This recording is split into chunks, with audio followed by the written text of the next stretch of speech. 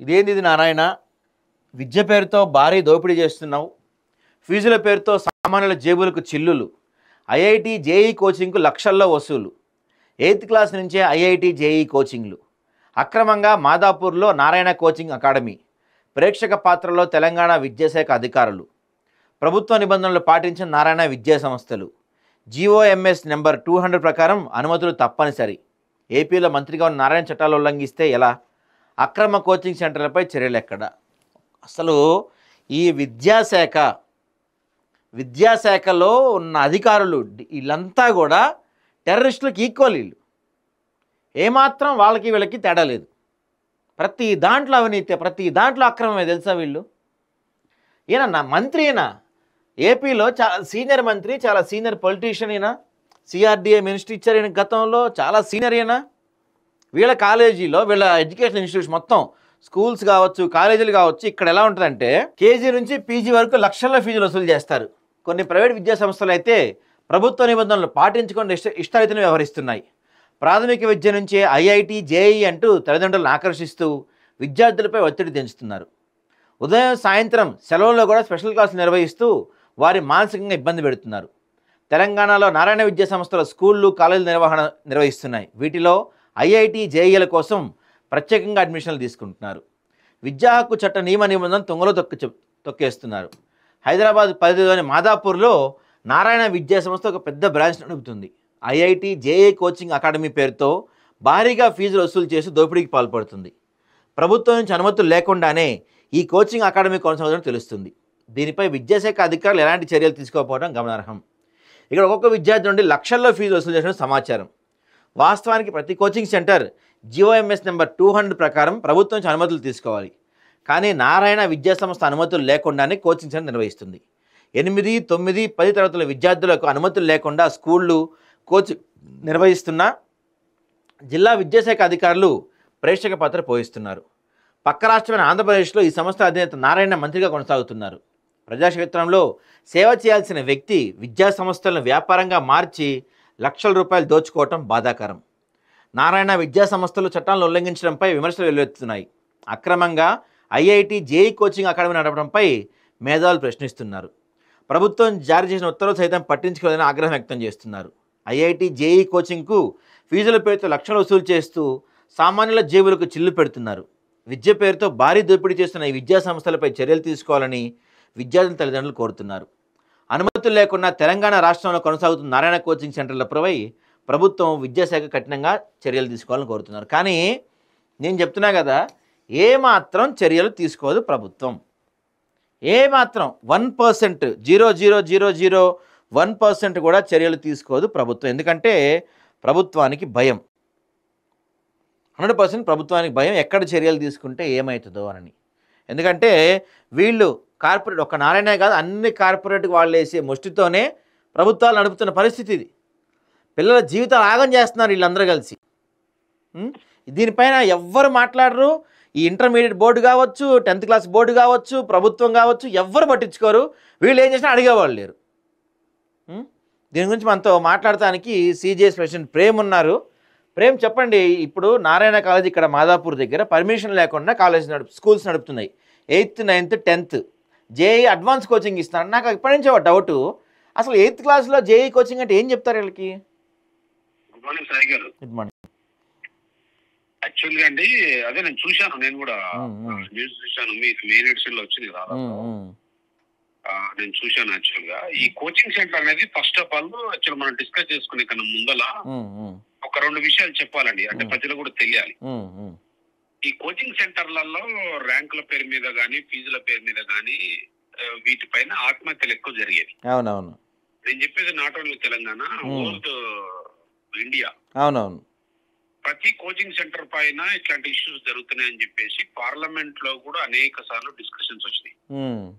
ఎందుకు స్టూడెంట్స్ చనిపోతున్నారు, ఎందుకు ఆత్మహత్యలు చేసుకుంటున్నారు, ఎందుకు అసలు కోచింగ్ సెంటర్ ఎలా ఉండాలి, ఎలా ఉండకూడదు, ఎందుకు ఇలాంటి విషయాలు జరుగుతున్నాయని చెప్పేసి these issues also have been raised many times through debates, discussions and questions in the parliament. నేను చెప్పి ఆల్రెడీ జరిగింది. దేని మీద జరిగింది? అశోక్ మిశ్రా కమిటీ రిపోర్ట్ మీద బాగా డిస్కషన్ జరిగింది.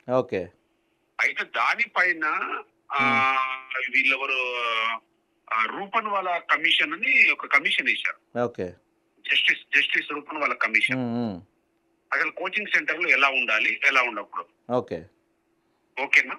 దీనిపైన మనకు సెంట్రల్ గవర్నమెంట్ 2024లో guidelines for regulations of coaching centre జనవరి 2024లో department of higher education, ministry of education, government of India పేరు మీద ఒక గైడ్ లైన్స్ రిలీజ్ చేశారు.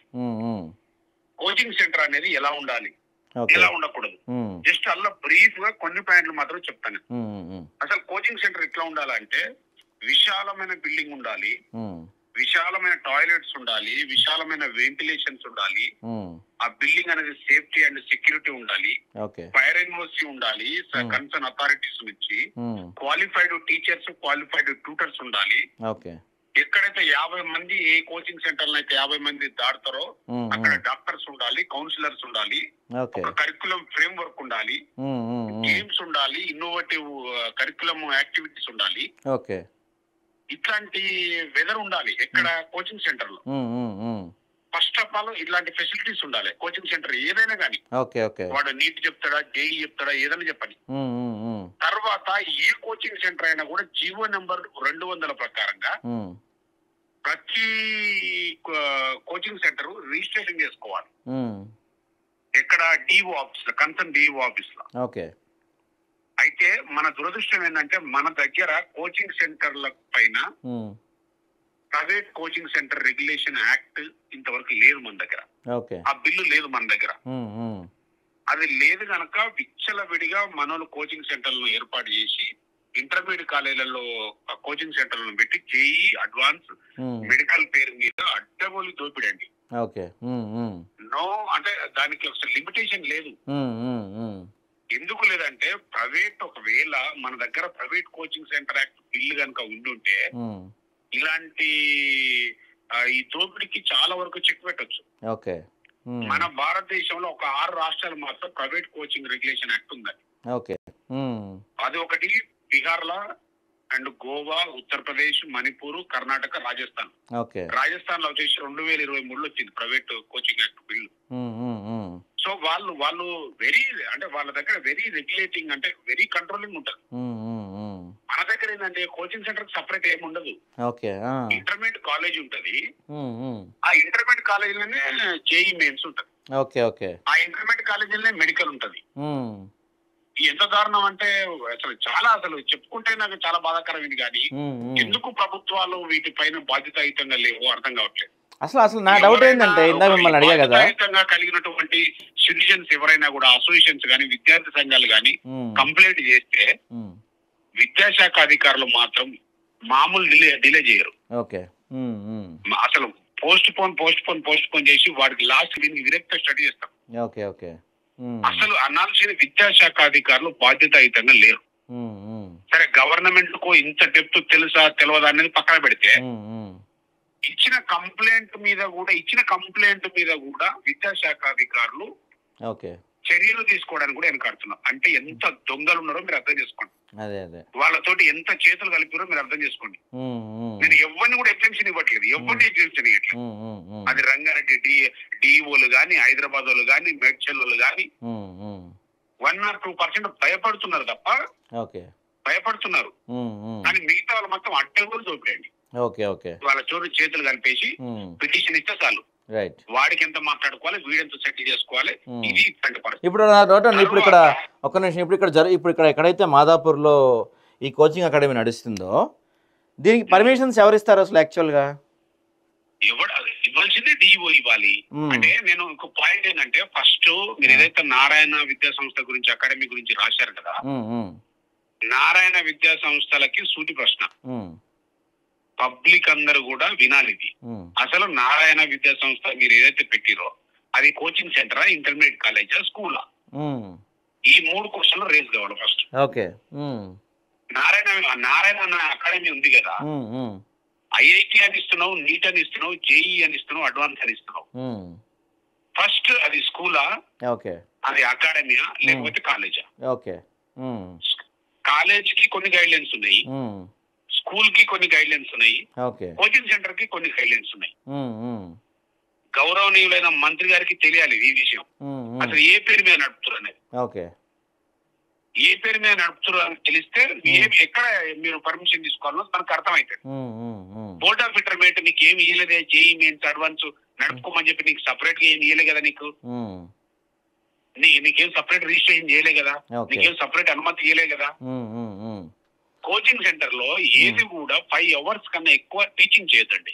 ఓకే టీచింగ్ చేయొద్దు. వాడు మార్నింగ్ 7 గంటలకు మొదలు పెడితే, అది కూడా హైలైట్ ఏంటంటే గమ్మత్ చాలా విషయం తెలియదు ఏంటంటే, ఏదైతే ఇప్పుడు గవర్నమెంట్ తెలంగాణ ప్రభుత్వం కనుక ఎక్కడైతే ఒక అకాడమిక్ క్యాలెండర్ పెట్టిందో, ఆ అకాడమిక్ పీరియడ్ లో ఆ టైమింగ్ లో కోచింగ్ సెంటర్ చెప్పొద్దు. ఓకే ఇప్పుడు రెసిడెన్స్ జరుగుతుంది, రెసిడెన్స్ జూనియర్ కాలేజీలో జరుగుతుంది, నానో జూనియర్ కాలేజీలో జరుగుతుంది, నారాయణ విద్యా సంస్థల్లో జరుగుతుంది, శ్రీ వశిష్ఠలో జరుగుతుంది. అకాడమిక్స్ లాస్ట్ 2 months చెప్తారు. అకాడమిక్ ఇయర్ ఎండింగ్ లో జనవరి ఫిబ్రవరిలో ఐపీ చెప్తారు, అంటే మన బోర్డు యొక్క సిలబస్ చెప్తారు. ఇప్పుడు జూన్ నుంచి మొదలు పెట్టుకుంటే డిసెంబర్ వరకు జేఈ మెయిన్స్ అడ్వాన్స్ నీట్ చెప్తారు. ఓకే ఓకే ఎవడు ఫాలో అవుతున్నాడు అసలు ప్రభుత్వ నిబంధనలు చెప్పండి. ఓకే అసలు కాదండి. ఒకటి ఇంకోటి ప్రేమ్ గారు, ఇప్పుడు ఇంకోటి మనకి ముందుగానే సిలబస్ అనేది ఒకటి చెప్తారు, ప్రతి బుక్లో కానీ ప్రతి అకాడమిక్ కానీ ముందే సిలబస్ చెప్తారు.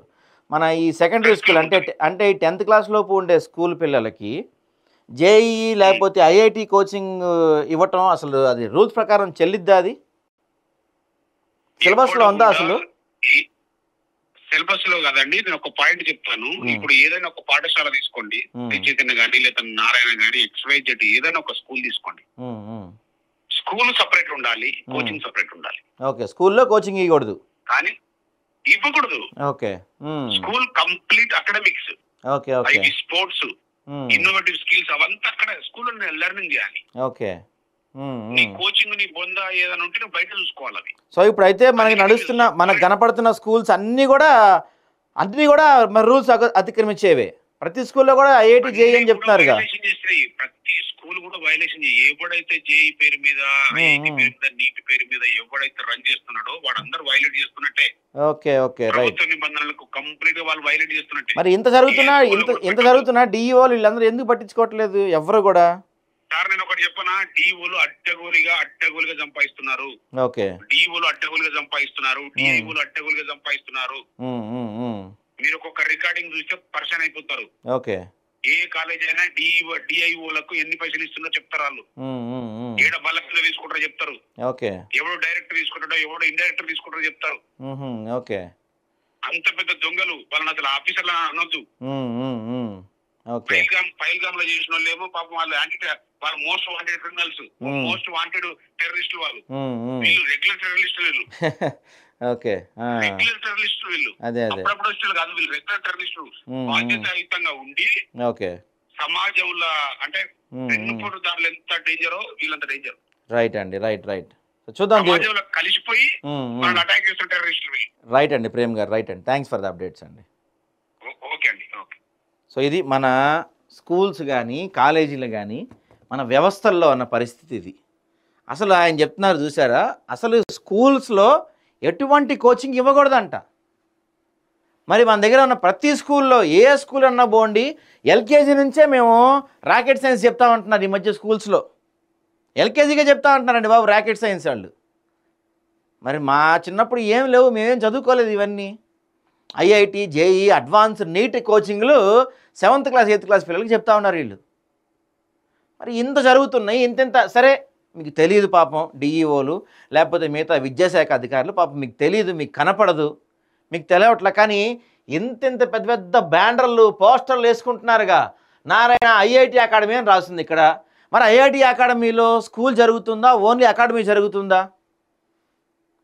అది కూడా తెలియకుండా ఎట్లా ఉన్నారండి మీరు డిఈఓలు? నిజంగా ఆయన చెప్పినట్టు విద్యాశాఖలో జరిగే అవినీతి, విద్యాశాఖలో ఉన్న ప్రతి అధికారి టెర్రరిస్టే 100%.